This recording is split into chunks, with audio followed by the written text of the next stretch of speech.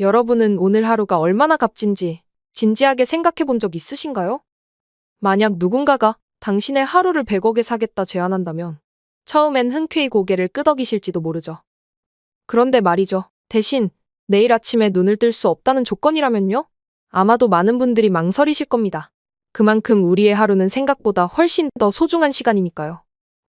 오늘 이야기의 주인공은 한때 수백억을 벌던 미국의 한 여성 CEO입니다. 모델로 시작해 인플루언서, 방송인으로도 성공하며 젊은 나이에 셀럽들을 이끄는 글로벌 엔터테인먼트 회사를 세운 인물이죠.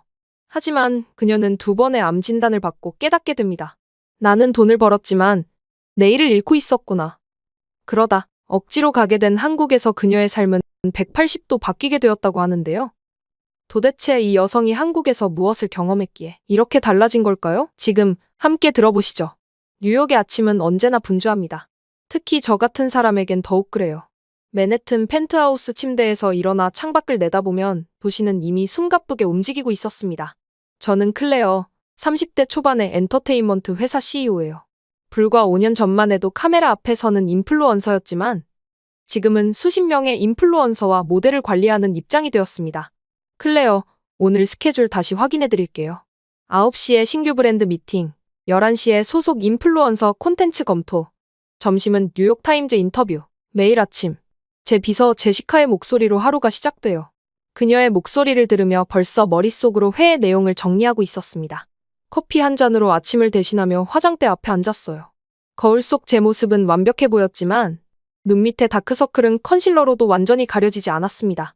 사실 저는 회사를 시작하기 전 더 클레어 쇼라는 이름으로 수백만 명의 팔로워를 가진 인플루언서였어요.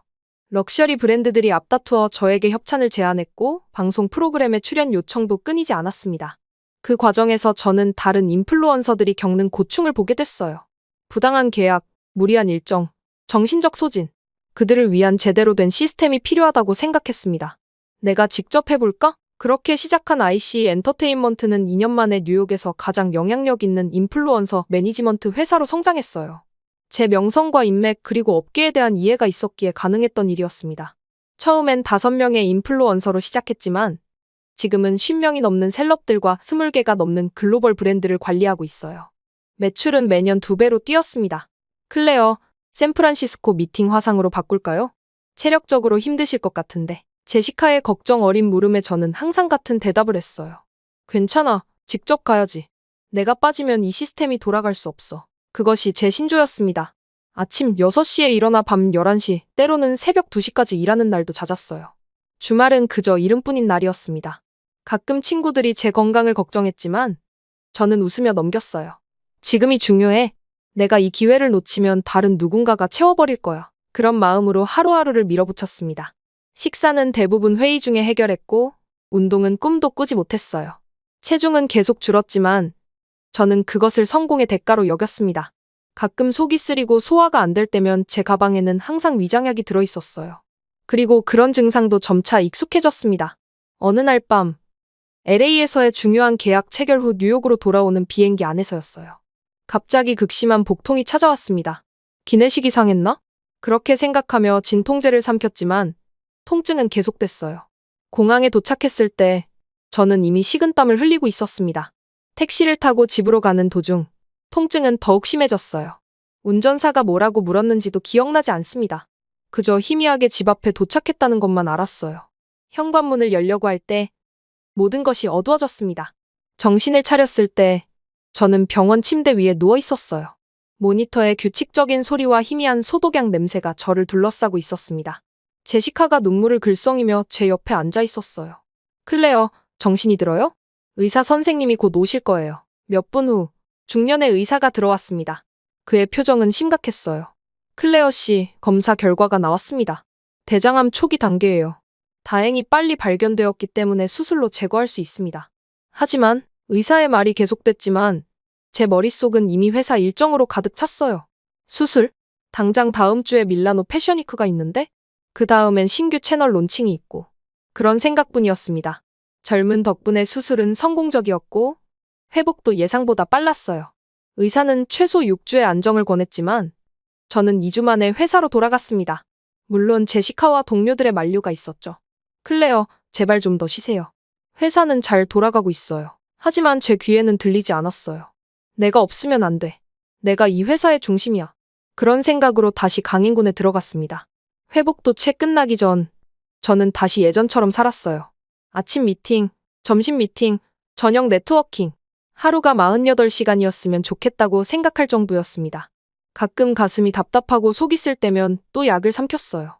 괜찮아. 이 정도는 버틸 수 있어. 그렇게 몇 개월이 흘렀습니다. 그러던 어느 날 아침, 저는 커피를 마시다가 갑자기 극심한 통증을 느꼈어요. 가슴을 찌르는 듯한 아픔에 컵을 떨어뜨리고 말았습니다. 제시카가 놀라서 달려왔어요. 클레어, 괜찮아요? 얼굴이 새하얘요. 그녀의 부축을 받으며 병원으로 향했습니다. 이번엔 더 많은 검사가 이어졌어요. CT, MRI, 내시경. 결과는 충격적이었습니다. 위암, 그것도 빠르게 진행 중인. 담당 의사는 심각한 표정으로 저를 바라봤어요. 클레어 씨, 이렇게 살다간 진짜 큰일 납니다. 치료만 해선 안 됩니다. 뿌리를 바꿔야 해요. 저는 절박하게 물었습니다. 어떻게 하면 되죠? 몇 억이 들어도 좋으니 여기서 그냥 치료만 해주세요. 전 지금 일을 멈출 수 없어요. 의사는 고개를 저었어요. 돈의 문제가 아닙니다. 클레어 씨의 생활 방식, 스트레스, 식습관, 모든 것이 문제예요. 이대로라면 치료에도 또 재발할 겁니다. 그리고 그가 뜻밖의 제안을 했습니다. 한국으로 가보세요. 그곳에는 클레어 씨에게 필요한 통합적 치료 시스템이 있습니다. 한국? 저는 황당하다는 표정을 지었어요. 미국의 의료 시스템이 세계 최고라고 믿었던 저에게 다른 나라로 가라는 조언은 받아들이기 힘들었습니다. 게다가 지금 회사를 떠날 수는 없었어요. 병실을 나오는 길에 저는 머릿속으로 반박하고 있었어요. 미국이 세계 최고의 의료 시스템을 갖추고 있는데 왜 하필 한국인가? 사실 저는 의료에 관해서는 무조건 미국이 최고라고 생각했습니다. 상담실로 돌아와 저는 의사에게 솔직하게 물었어요. 솔직히 말씀드리자면 제가 왜 한국으로 가야 하는지 이해가 안 됩니다. 여기서 치료받으면 안 되나요? 의사는 침착하게 대답했어요. 물론 여기서도 가능합니다. 하지만 클레어 씨의 경우 단순한 의학적 개인만으로는 부족해요. 한국의 의료 시스템은 특히 스트레스로 인한 위장 질환의 통합적 접근법을 취합니다. 게다가 그곳은 휴식과 회복에 집중할 수 있는 환경을 제공하죠. 그의 말이 끝나자마자 제 휴대폰이 울렸어요. 회사 마케팅 팀장이었습니다. 전화를 받자 그녀의 다급한 목소리가 들렸어요. 클레어, 정말 미안한데 LA 브랜드 미팅에서 문제가 생겼어. 내가 없으니 결정을 못 내리고 있어. 저는 자동적으로 문제 해결 모드로 전환했습니다. 지금 바로 컨퍼런스 콜 연결해. 내가 직접 얘기할게. 통화를 마치고 나니 의사가 저를 걱정스럽게 바라보고 있었어요. 그의 표정에서 제 상태가 얼마나 심각한지 다시 한번 실감했습니다. 일주일 후, 제 사무실에서는 특별한 회의가 열렸어요. 제시카와 담당 의사 그리고 우리 회사의 콘텐츠 디렉터인 마이클이 앉아 있었습니다. 마이클이 먼저 입을 열었어요. 클레어, 좋은 아이디어가 있어. 한류 콘텐츠와 의료 체험을 결합한 특별 프로젝트야. 저는 의아한 표정으로 그를 바라봤습니다. 마이클은 계속해서 설명했어요. 너도 알다시피 한국 의료 관광이 요즘 핫해? 특히 셀럽들 사이에서. 우린 이걸 콘텐츠로 만들 수 있어. 토탈 힐링전이 뉴욕에서 서울까지라는 제목으로 시리즈를 찍는 거지. 제시카도 적극적으로 거들었어요. 맞아요. 클레어가 한국에서 치료받는 과정을 콘텐츠화하면 회사 홍보도 되고 클레어도 건강을 되찾을 수 있고 일석이조죠. 그제야 저는 그들의 계획을 알아차렸습니다. 저를 한국으로 보내기 위한 작전이었어요. 하지만 콘텐츠라는 명분이 있으니 크게 반박할 수도 없었습니다.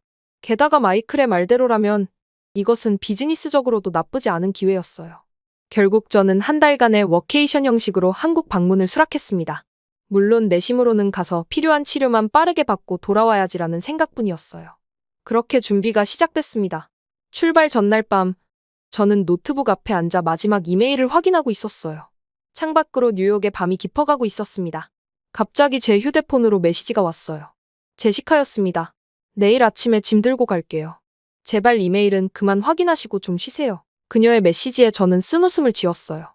쉰다는 개념이 제 사전에는 없었으니까요. 하지만 마음 한구석에서는 이번 기회가 정말 필요하다는 생각이 들기 시작했습니다. 인천공항에 도착했을 때 저는 이미 지쳐 있었어요. 13시간의 비행과 시차는 제 몸을 더욱 힘들게 했습니다. 하지만 놀랍게도 공항에는 이미 병원 관계자가 저를 기다리고 있었어요. 그들은 영어로 저를 반갑게 맞이하며 VIP 통로로 안내했습니다. 클레어님, 안녕하세요. 서울국제병원에서 나왔습니다. 편안한 여정 되셨나요? 그의 유창한 영어에 저는 조금 안심했어요. 최소한 언어적 장벽은 없을 것 같았습니다. 공항에서 병원까지는 약 1시간 정도 걸렸는데 차 안에서 저는 서울의 풍경을 멍하니 바라봤어요. 빽빽한 고층 빌딩들, 한강을 가로지르는 다리들, 그리고 반짝이는 네온사인들. 뉴욕과 닮은 듯 다른 이 도시가 낯설면서도 흥미롭게 느껴졌습니다. 병원에 도착했을 때 저는 깜짝 놀랐어요.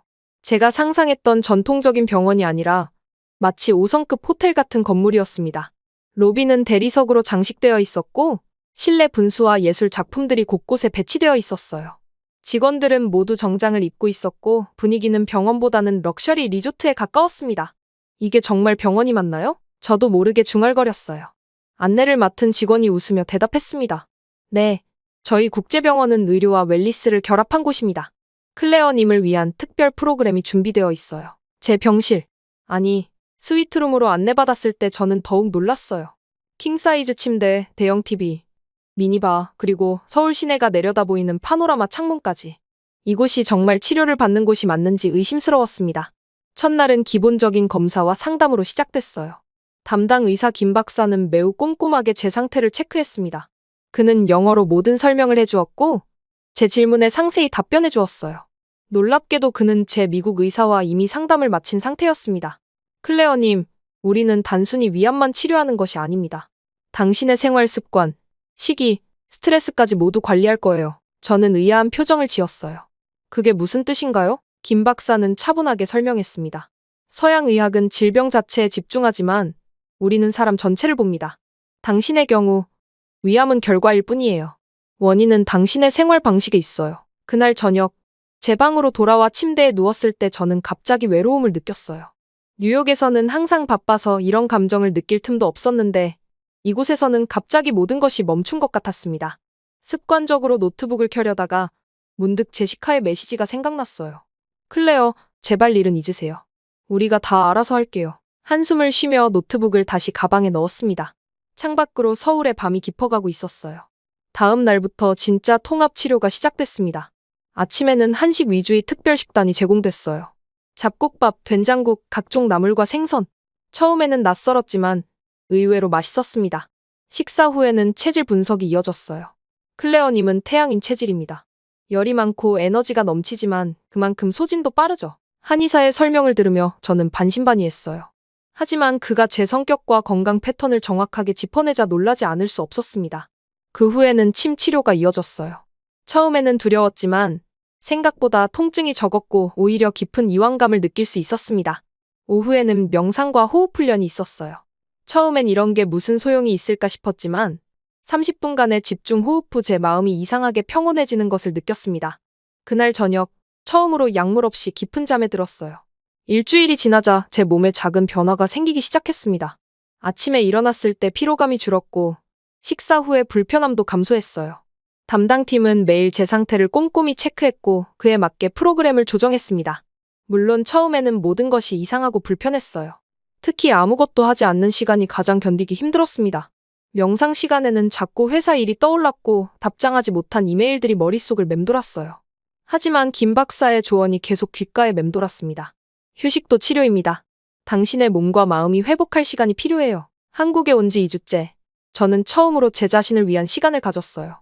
병원 정원을 산책하며 그냥 주변의 풍경을 느끼는 것만으로도 마음이 편안해지는 것을 발견했습니다. 콘텐츠 촬영은 일주일에 2번 정도로 제한했고 그마저도 치료 과정을 자연스럽게 담는 방식으로 진행했어요. 제 방에 놓인 카메라 앞에서 처음으로 솔직한 고백을 했습니다. 안녕하세요, 여러분. 오늘은 제가 한국에 온 지 정확히 2주째 되는 날이에요. 솔직히 말하면 처음엔 이곳에 오는 것을 정말 꺼렸어요. 내가 왜 다른 나라까지 가서 치료를 받아야 하지? 그런 생각뿐이었습니다. 하지만 지금은 조금씩 달라지고 있어요. 제 몸이, 제 마음이 말이죠. 카메라를 끄고 난 후 저는 문득 깨달았어요. 이것은 단순한 콘텐츠가 아니었습니다. 제 인생의 진짜 변화가 시작되고 있었어요. 처음에는 한류 콘텐츠라는 명분 아래 억지로 시작한 여정이었지만 이제는 제 삶 전체를 돌아보는 기회가 되고 있었습니다. 한국에 온 지 3주째, 저는 이제 병원의 일상에 적응해가고 있었어요. 아침 6시에 일어나 창문을 열면 서울의 아침 공기가 상쾌하게 느껴졌습니다. 예전 같았으면 이 시간에 이미 이메일을 확인하고 있었겠지만 이제는 천천히 심호흡을 하며 하루를 시작했어요. 조금씩이지만 제 몸과 마음의 변화가 찾아오고 있었습니다. 아침 식단은 이제 낯설지 않았어요. 오히려 기대가 될 정도였습니다. 영양사 박 선생님은 매일 저에게 음식에 대해 설명해 주었어요. 이 된장국은 소화를 도와주고 이 나물은 해독 작용이 있어요. 모든 음식이 당신의 치료에 도움이 됩니다. 그녀의 말에 처음엔 반신반의했지만 날이 갈수록 속이 편안해지는 걸 느꼈어요. 뉴욕에서 달고 짠 패스트푸드에 길들여진 제 입맛이 놀랍게도 변하고 있었습니다. 오전에는 주로 한방 치료가 이어졌어요. 침 치료는 이제 무섭지 않았고 오히려 기다려지는 시간이 되었습니다. 한의사 이 선생님은 매번 제 맥을 짚고 혀를 살펴본 후 그날의 치료 계획을 세웠어요. 오늘은 클레어님의 기가 약해 보이네요. 이 경락을 자극해 에너지 흐름을 돕겠습니다. 처음엔 이런 개념들이 비과학적으로 느껴졌지만 치료 후의 편안함은 부정할 수 없었어요. 마치 몸 안에 무거운 짐을 내려놓은 것 같은 기분이었습니다. 하루 중 가장 어려운 시간은 역시 명상 시간이었어요. 가만히 앉아 아무것도 하지 않는다는 것이 저에게는 고문과도 같았습니다. 명상 지도사 최 선생님은 항상 부드럽게 말했어요. 클레어님, 생각이 떠오르면 그냥 흘려보내세요. 억지로 막지 마시고요. 하지만 저희 생각은 마치 폭주 기관차처럼 멈추지 않았어요. 회사 일, 미팅, 마감, 끝없이 이어지는 걱정들이 제 마음을 채웠습니다. 한 번은 명상 중에 갑자기 눈물이 쏟아진 적도 있었어요. 그날 최 선생님은 제게 말했습니다. 그것도 괜찮아요. 아마도 당신의 몸과 마음이 오랫동안 참아왔던 것들을 이제야 표현하는 거예요. 그 말을 듣고 저는 더 크게 울었어요. 언제부터였을까요? 제가 제 감정을 무시한 채 앞만 보고 달려온 게 말입니다. 4주차에 접어들면서 김 박사는 저에게 새로운 제안을 했어요. 이제 휴대폰을 좀 봐도 좋을 것 같습니다. 하지만 하루 30분으로 제한해주세요. 그동안 저는 일주일에 2번, 15분씩만 비서 제시카와 통화가 허용되었거든요. 그것도 회사 상황 보고만 간략히 듣는 방식으로요. 처음엔 미칠 것 같았지만 이제는 그 시간을 기다리지도 않게 되었습니다. 허락을 받자마자 저는 휴대폰을 켰어요. 수백 개의 알림이 한꺼번에 울렸지만 예상과 달리 저는 크게 동요하지 않았습니다. 오히려 제시카에게 영상통화를 걸어 얼굴을 보고 싶었어요. 화면 속 제시카는 놀랍게도 편안해 보였습니다. 클레어, 어떻게 지내요? 얼굴이 정말 좋아 보여요. 저는 그제야 거울을 들여다봤어요. 정말 제 얼굴에서 긴장의 흔적이 사라지고 피부도 훨씬 맑아졌습니다. 제시카에게 회사 상황을 물었죠. 그녀의 대답은 저를 더 놀라게 했어요. 걱정 마세요. 모든 게 순조롭게 진행되고 있어요. 실은 몇 가지 새로운 시도도 해봤는데 생각보다 잘 되고 있어요. 제시카는 제가 없는 동안 마케팅팀이 새로운 소셜미디어 전략을 도입했고 콘텐츠팀은 더 창의적인 프로젝트들을 시작했다고 했습니다. 심지어 신규 인플루언서 계약도 2건이나 성사시켰대요. 그것도 제가 항상 원했던 높은 수준의 브랜드와 말이죠. 어떻게 가능했던 거예요? 저는 솔직히 의아했어요. 제시카는 잠시 망설이다 대답했습니다. 사실 클레어가 없으니까 우리 모두 더 주도적으로 결정을 내리게 됐어요. 그동안은 항상 당신의 최종 승인을 기다려야 했거든요. 그 말을 듣는 순간 제 머릿속에 번개가 치는 것 같았어요. 내가 오히려 병목이었던 건가? 항상 제 자신을 팀의 중심이자 필수 요소라고 생각했는데 오히려 제가 직원들의 성장을 방해하고 있었던 겁니다. 그들의 창의성과 자율성을 억압하면서 말이에요. 통화를 마치고 한참을 생각에 잠겼습니다. 그동안 저는 모든 결정에 관여해야 한다고 생각했어요. 중요한 이메일은 반드시 제가 확인해야 했고 미팅은 제가 참석해야 했으며 모든 콘텐츠는 제 최종 승인이 있어야 했죠.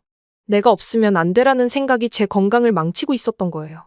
그리고 역설적이게도 회사의 성장도 제한하고 있었습니다. 다음 날 심리 상담 시간에 저는 처음으로 제 마음을 완전히 열었어요. 정 박사에게 제 깨달음을 이야기했습니다. 제가 항상 내가 모든 것을 통제해야 해라고 생각했어요. 그게 제 존재 가치라고 믿었거든요. 하지만 이제 보니 그건 오만이었던 것 같습니다. 정 박사는 따뜻하게 미소 지었어요. 자신을 돌아보는 것은 큰 용기가 필요한 일이에요. 클레어님이 그 첫걸음을 내디뎠네요. 그날부터 저는 마음의 짐을 조금씩 내려놓기 시작했습니다. 더 이상 회사 소식을 궁금해하지 않았고 온전히 치료와 회복에 집중했어요. 아침 산책, 영양가 있는 식사, 한방치료, 그리고 명상. 이 모든 것이 제 삶의 새로운 리듬이 되었습니다. 5주차에 접어들자 김 박사는 놀라운 소식을 전했어요. 검사 결과가 매우 좋습니다. 암지표가 현저히 낮아졌어요. 저는 기쁨과 동시에 의아함을 느꼈습니다. 어떻게 이렇게 빨리요? 아직 항암 치료도 제대로 시작하지 않았는데. 김 박사는 차분하게 설명했어요. 클레어님, 암은 단순한 세포 이상이 아닙니다. 몸과 마음, 생활 습관 모두가 연결되어 있어요. 당신의 몸이 스스로 치유할 수 있는 환경을 만들어준 거죠. 그의 말은 제게 깊은 울림을 주었습니다. 미국에서는 항상 질병을 공격하고 제거한다는 관점이었는데 여기서는 몸의 자연적인 치유력을 키운다는 접근법이었어요. 그리고 그것이 효과가 있었습니다. 치료의 일환으로 저는 한국의 차 문화를 배우게 됐어요. 제 담당 치료사 중 한 명인 윤 선생님은 매일 오후 다양한 한방차를 가르쳐 주셨습니다. 이 차는 마음을 진정시키고, 이 차는 소화를 돕고, 이 차는 기운을 북돋아요. 그녀와 함께하는 티타임은 단순한 치료를 넘어 제 영혼을 위한 시간이 되었어요. 조용히 차를 마시며 대화를 나누는 동안 저는 다시 제 자신을 찾아가고 있었습니다. 클레어님, 차 한 잔을 마시는데 얼마나 많은 과정이 필요한지 아세요? 씨앗을 심고, 싹이 트고, 잎이 자라고, 수확하고, 말리고, 모든 것이 때를 기다려야 해요. 인생도 마찬가지예요. 윤 선생님의 이 말은 제게 큰 깨달음을 주었어요. 저는 항상 성과와 결과만을 중요시했지 그 과정의 가치를 인정하지 않았습니다. 제 건강도, 회사의 성장도 모든 것을 빨리 이루고 싶어 했죠. 그러다 정작 중요한 것들을 놓치고 있었어요. 6주차에는 김 박사의 권유로 서울 근교의 사찰을 방문했습니다. 24시간 템플스테이를 통해 완전한 단절과 고요를 경험하기 위해서였어요. 처음에는 거부감이 들었지만 동의했습니다. 해발 700m의 산중에 위치한 그 사찰은 마치 다른 세계 같았어요. 새벽 4시에 일어나 예불에 참석하고 바루공양이라는 특별한 식사법을 배우고 108배를 하며 자아성찰의 시간을 가졌습니다. 사찰에서의 하룻밤은 제 인생에서 가장 고요하고 깊은 시간이었어요. 밤하늘의 별들을 바라보며 저는 오랜만에 진정한 평화를 느꼈습니다. 그동안 제가 얼마나 많은 소음과 혼란 속에서 살아왔는지 깨달았어요. 뉴욕의 끊임없는 경적 소리, 이메일 알림음, 소셜미디어의 끝없는 피드. 그 모든 것에서 벗어나니 비로소 제 자신의 목소리를 들을 수 있었습니다. 사찰에서 돌아온 날, 저는 처음으로 제 자신을 위한 콘텐츠를 찍기로 결심했어요. 카메라 앞에 앉아 저는 솔직하게 말했습니다. 안녕하세요, 여러분. 오늘은 여러분에게 솔직한 이야기를 하려고 해요. 저는 그동안 성공적인 CEO, 완벽한 인플루언서라는 이미지를 위해 살아왔어요. 하지만 그 이면에는 지친 한 여성이 있었습니다. 자신의 건강을 희생하면서까지 모든 것을 통제하려 했던. 그런데 이제 알게 됐어요. 제가 오히려 많은 것들의 병목이었다는 것을요. 회사의 성장도, 직원들의 발전도, 그리고 제 자신의 행복도 막고 있었던 거예요. 처음으로 진짜 제 모습을 카메라에 담았습니다. 메이크업도, 완벽한 조명도, 대본도 없이 그저 있는 그대로의 제 모습이었어요. 촬영을 마치고 영상을 돌려봤을 때 저는 오히려 더 아름답게 보였습니다. 이제 저는 단순히 콘텐츠를 찍는 사람이 아니라 진정으로 삶을 바꾸는 사람이 되어가고 있었어요. 먼저 제 자신의 삶부터 말입니다. 한국에서의 마지막 검진날, 김 박사는 환하게 웃으며 제게 결과지를 건넸어요. 클레어님, 축하합니다. 암지표가 정상 범위로 돌아왔어요. 3개월 전과 비교하면 믿기 힘든 변화입니다. 저는 결과지를 받아들며 눈물이 핑 돌았습니다. 뉴욕에서 위암 진단을 받았을 때만 해도 이렇게 빠른 회복은 상상조차 할 수 없었어요. 물론 여전히 정기적인 검진이 필요하고 관리를 계속해야 했지만 최악의 상황은 지나갔습니다. 이런 결과는 클레어님의 적극적인 참여가 있었기에 가능했어요. 김 박사의 말에 저는 고개를 저었어요. 아니에요. 이건 모두 선생님과 이곳 의료진 덕분입니다. 하지만 김 박사는 단호하게 말했어요. 의사는 길을 안내할 뿐이에요. 그 길을 걸은 건 클레어님 자신입니다. 짐을 싸면서 지난 3개월을 되돌아봤습니다. 처음에는 억지로 끌려온 것 같은 기분이었는데 이제는 떠나기 아쉬울 정도였어요. 제가 머물던 병실, 아니, 이제는 제 공간이라고 부르고 싶은 곳을 둘러보았습니다. 침대 옆 작은 화분에는 제가 치료 중간에 심은 허브가 자라고 있었어요. 그 옆에는 제가 차 문화를 배우며 사용했던 닭이 세트가 놓여 있었습니다. 벽에는 서예 수업에서 제가 쓴 평온이라는 글자가 걸려 있었어요. 출국 전날, 저는 마지막으로 한강을 방문하기로 했습니다. 한국 체류 중 가장 좋아했던 장소였거든요. 해질 무렵 반포 한강공원에 도착했어요. 강변을 따라 걸으며 분주하게 자전거를 타는 사람들, 돗자리를 펴고 피크닉을 즐기는 가족들, 강변에서 요가를 하는 젊은이들을 바라봤습니다. 뉴욕의 센트럴 파크와는 또 다른 에너지가 느껴졌어요. 벤치에 앉아 강물을 바라보며 생각에 잠겼습니다. 3개월 전, 저는 오직 일과 성공만 줬던 사람이었어요. 매일 아침 눈을 뜨면 가장 먼저 떠오르는 생각은 오늘 해야 할 일이었고, 밤에 잠들기 전 마지막 생각은 내일 해야 할 일이었습니다. 그 과정에서 제 몸과 마음은 서서히 갉아먹히고 있었어요. 하지만 지금은 달랐습니다. 이제 저는 아침에 눈을 뜨면 먼저 심호흡을 합니다. 창문을 열어 바깥 공기를 느끼고 오늘 하루가 선물임을 감사히 여기는 법을 배웠어요. 식사는 더 이상 해치워야 할 일이 아니라 나의 몸에 영양을 공급하는 중요한 시간이 되었습니다. 일도 중요하지만 그것만이 제 인생의 전부는 아니라는 것을 깨달았어요. 한강의 물결이 석양을 반사하며 반짝였습니다. 그 아름다운 광경을 보며 문득 제시카에게 전화를 걸었어요. 이제 저는 일주일에 2번 회사 상황을 점검하기 위해 그녀와 통화했습니다. 클레어, 내일이면 돌아오시는군요. 다들 기다리고 있어요. 제시카의 목소리에서 진심 어린 반가움이 느껴졌어요. 3개월 동안 그녀는 제 자리를 완벽하게 대신했습니다. 미국에 있는 직원들에게도 많은 변화가 있었다고 해요. 제가 없는 동안 그들은 더 자율적이고 창의적으로 성장했고 책임감도 커졌습니다. 클레어, 솔직히 말해도 될까요? 제시카가 조심스럽게 물었어요. 물론이죠. 라고 대답하자 그녀는 이어 말했습니다. 처음에는 클레어 없이 어떻게 회사가 돌아갈까 걱정했어요. 하지만 이제 우리는 클레어가 만든 시스템을 믿고 각자의 방식으로 그것을 발전시키는 법을 배웠어요. 마치 우리 모두가 성장한 것 같아요. 그녀의 말에 가슴이 뭉클했습니다. 제 자신이 병든 것처럼 제가 만든 회사 시스템도 어쩌면 건강하지 못했던 것 같아요. 모든 결정이 저를 통과해야 했고 직원들은 자신의 판단보다 제 승인을 더 중요하게 여겼습니다. 제가 없는 동안 그들은 비로소 자신의 날개를 펼 기회를 얻은 거예요. 제시카, 내일부터 많은 것이 달라질 거예요. 좋은 방향으로요. 통화를 마치고 다시 한강을 바라봤습니다. 이제 완전히 어두워진 하늘 아래 서울의 빌딩들이 강물에 반사되며 불빛의 향연을 만들어내고 있었어요. 마치 제 미래처럼 밝고 아름다웠습니다. 다음 날 아침, 저는 가볍고 상쾌한 마음으로 인천공항으로 향했어요. 저를 담당하던 병원 스태프 몇 분이 공항까지 배웅해 주었고 특히 김 박사는 마지막까지 건강관리 조언을 아끼지 않았습니다. 미국으로 돌아가도 이곳에서의 습관을 유지하세요. 당신의 몸은 그것을 기억할 겁니다. 비행기 안에서 저는 지난 3개월간의 경험을 정리한 노트를 펼쳤어요. 한국이 내게 남긴 것들이라는 제목 아래 수많은 배움과 깨달음을 적어놓았습니다. 그것은 단순한 의학적 치료를 넘어선 삶의 전환점이었어요. 제 자신과의 관계, 일과의 관계, 다른 사람들과의 관계까지. 모든 것이 변화했습니다. 뉴욕에 도착했을 때 공항에는 제시카와 몇몇 직원들이 기다리고 있었어요. 그들의 얼굴에는 진심 어린 반가움이 가득했습니다. 특히 제시카는 저를 보자마자 눈물을 글썽였어요. 클레어, 정말 달라 보여요. 너무 건강해 보여요. 집으로 돌아오는 길, 뉴욕의 익숙한 풍경이 눈에 들어왔습니다. 하지만 이제 저는 다른 시선으로 그것을 바라봤어요. 예전에는 빠르게 지나쳤을 공원의 나무들, 카페에서 여유롭게 시간을 보내는 사람들, 그리고 하늘의 구름까지. 모든 것이 새롭게 다가왔습니다. 회사로 돌아온 첫날, 저는 전 직원 미팅을 소집했어요. 컨퍼런스룸에 모인 직원들 앞에서 저는 진심을 담아 말했습니다. 여러분, 3개월 동안 많은 일이 있었어요. 제가 한국에 간 이후 그곳에서 배운 것들 그리고 앞으로 우리 회사가 나아갈 방향에 대해 솔직하게 이야기하고 싶습니다. 저는 처음으로 제 건강 상태와 한국에서의 치료 과정을 공유했어요. 그동안 완벽한 CEO 이미지를 유지하기 위해 제 약점을 숨겨왔지만 이제는 솔직함이 더 큰 힘이 된다는 것을 알았습니다. 그리고 제 부재 중에 훌륭하게 회사를 이끈 직원들에게 진심 어린 감사의 말을 전했어요. 여러분 덕분에 저는 중요한 것을 깨달았습니다. 이 회사는 저 혼자의 것이 아니라 우리 모두의 것이라는 점이요.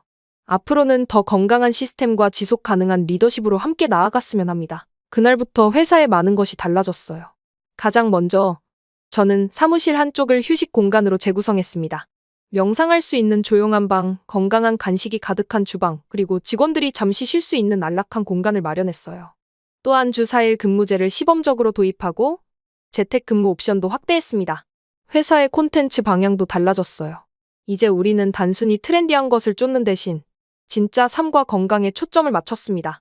제가 한국에서 찍은 영상을 바탕으로 리얼 힐링 시리즈를 시작했고 이는 예상 이상의 반응을 얻었어요. 인플루언서들도 더 이상 완벽한 이미지만 보여주기보다 자신들의 진짜 이야기를 나누도록 격려했습니다. 놀랍게도 이러한 변화 후 회사의 성장은 더 빨라졌어요. 직원들의 창의성과 주도성이 높아졌고 브랜드들은 우리의 진정성에 더 큰 가치를 두었습니다. 6개월 후 우리 회사는 가장 일하기 좋은 미디어 기업 중 하나로 선정되었어요. 매출도 전년 대비 40% 증가했고 이직률은 크게 감소했습니다. 저 개인의 삶도 완전히 달라졌어요. 더 이상 새벽까지 일하지 않고 주말은 온전히 저를 위한 시간으로 지켰습니다.